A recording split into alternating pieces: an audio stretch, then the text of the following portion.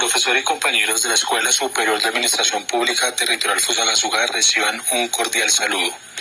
La contabilidad gubernamental es aquella contabilidad que se aplica al sector del gobierno o a todas las entidades del Estado. Teniendo en cuenta esta definición y teniendo en cuenta también el texto de avances en la contabilidad pública, haremos un recorrido de todo el contexto de la contabilidad, todos los avances que han tenido desde la época colonial hasta nuestros días. Nuestro grupo está conformado por Lina Rodríguez, Jennifer Junca, Pablo Chapal y quien les habla, Carlos Bolaños. Continúa, Pablito, con la presentación. Descubrimiento, conquista y colonia. Las cuentas del sector público pueden dividirse de acuerdo a los diferentes periodos que se ha habido a partir del descubrimiento de América en 1492.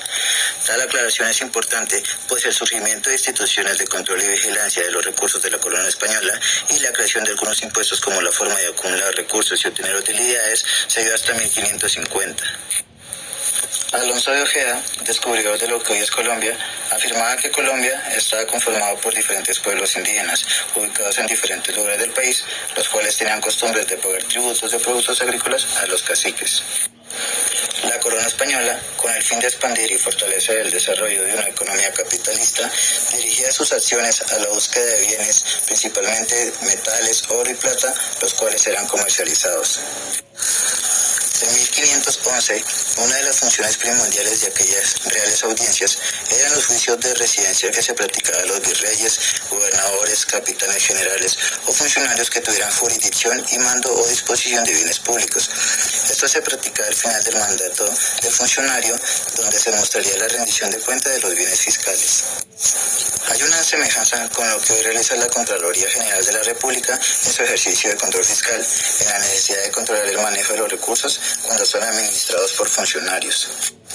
Es importante anotar que gran cantidad de los sistemas de control contable de instituciones en las formas de invertir los ingresos y la recaudación de los impuestos permanecieron luego de lograr una completa independencia, pues el naciente Estado y sus respectivos gobernantes tenían la necesidad de administrar adecuadamente las finanzas públicas para el desarrollo del objeto social.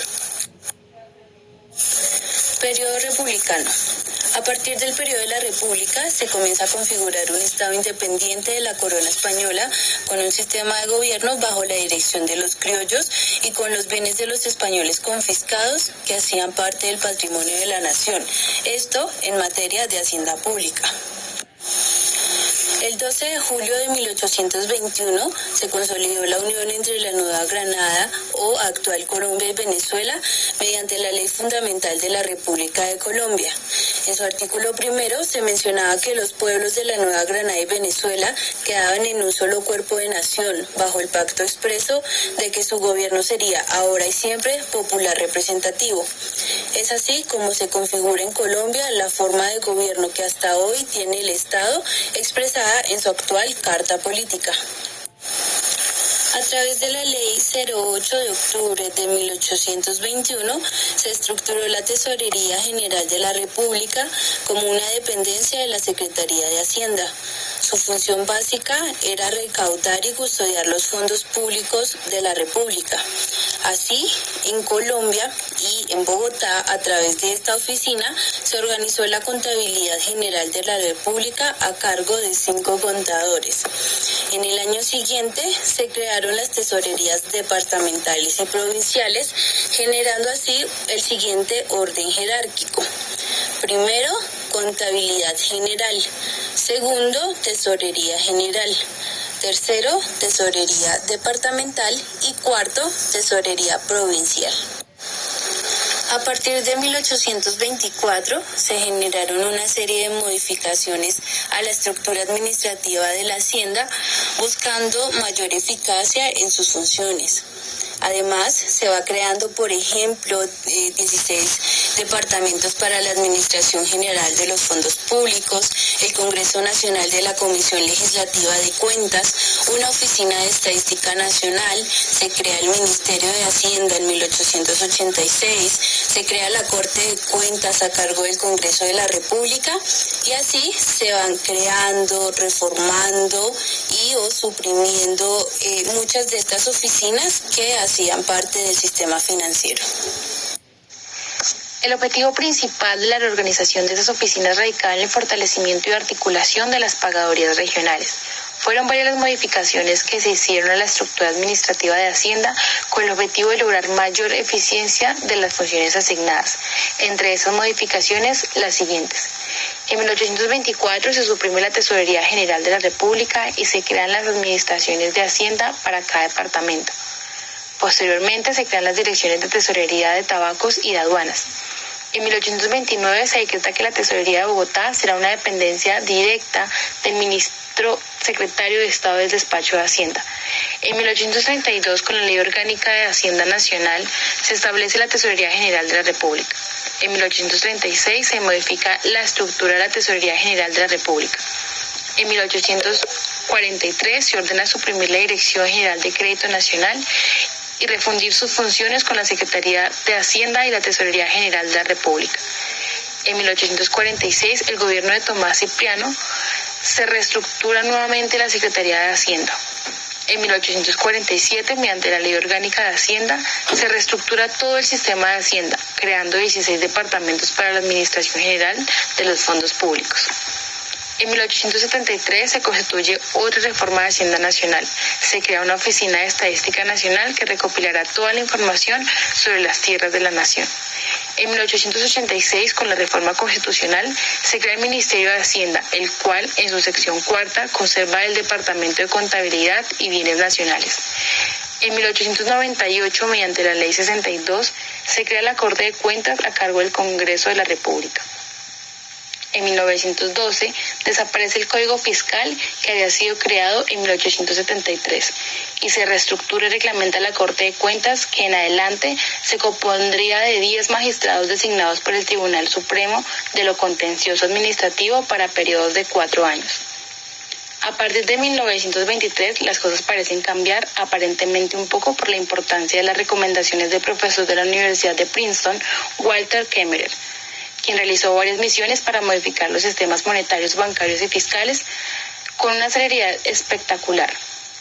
Estableció en cada país un banco central, el patrón oro, una superintendencia bancaria, una Contraloría Nacional y una serie de otras leyes fundamentales sobre presupuestos e impuestos. Con el apoyo del presidente Pedro Espina, por intermedio del ministro de Hacienda y el embajador de Colombia en Washington, se contrató a Kemmerer por su gran trayectoria en asuntos económicos. Meses más tarde, el Congreso aprueba todo el paquete de proyectos resultados del estudio y se crea legalmente la Superintendencia Bancaria y el Banco de la República. Es decir, se estructura el sistema financiero colombiano. Y en cuanto a las reformas fiscales, se aprueba una ley orgánica del presupuesto, se reorganizan los ministerios financieros y las formas de administrar y recaudar ingresos, y se forma la contabilidad bajo la dirección de la Contraloría, organismos que también se crean en este momento. En 1930, la Ley 10 perceptúa que la Contraloría General ejercerá en lo sucesivo, por sí o por medio de las autoridades seccionales, el control o fiscalización de las rentas y gastos de las intendencias y comisarías. En 1968, en el gobierno del presidente Carlos Lleras Restrepo, mediante el acto legislativo número 1, se pretendió segregar las funciones de auditar y llevar cuentas. En 1972, el Congreso de la República, mediante la Ley 17 del 30 de diciembre de 1972, concede facultades extraordinarias al Ejecutivo para reformar las leyes y normas orgánicas del presupuesto. En 1975 se crea una comisión interparlamentaria que conceptuaría todo el organismo y la forma de llevar la contabilidad en las entidades públicas. Y en 1976 se reglamenta la estructura orgánica de la Contraloría General de la República y en ella la División de Contabilidad Nacional, que desarrollaría las funciones contables.